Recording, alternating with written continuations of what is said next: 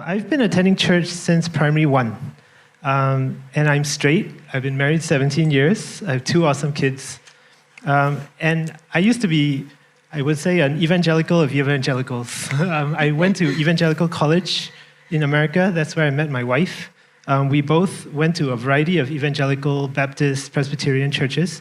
We served as elders. We taught Bible study.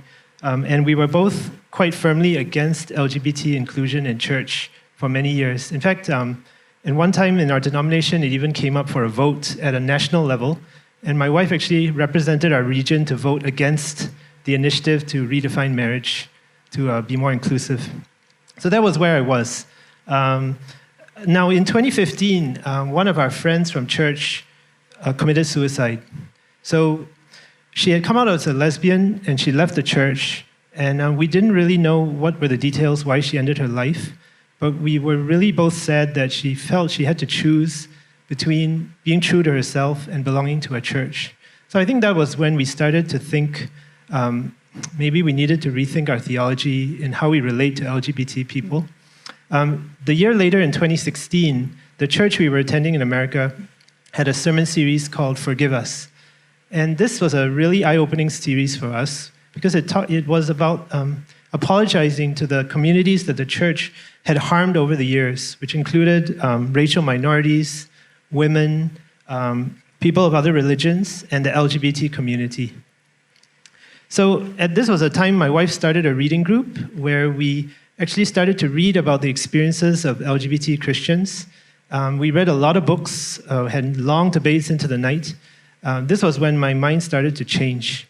And at the same time, another thing happened. So I was attending a men's group, a weekly men's group, and I got to know a friend who was a closeted gay Christian. Now, at the time, he claimed he was struggling with same-sex attraction. But I think the longer we knew each other, he admitted to me and to himself, actually, in some sense, that he was gay. And actually, what happened after that, the leadership asked him to leave the men's group.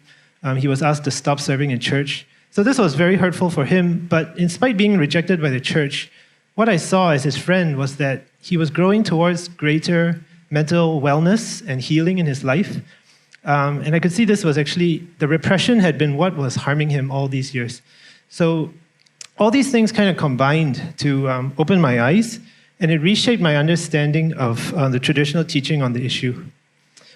So for the first time, I started to realize how much the church had hurt gay Christians and was continuing to do so.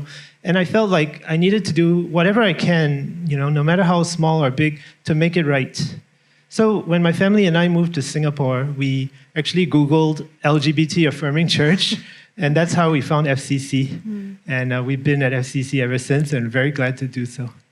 Yeah. Thanks so much for sharing, David. And that's such an amazing story, of how we are able to actually shift in our positions, in our thoughts, in our convictions, and our beliefs. And that's a real testimony of how God moves in our lives. And at FCC, all of us in FCC are so excited and happy that you and Wendy and the kids are, with us,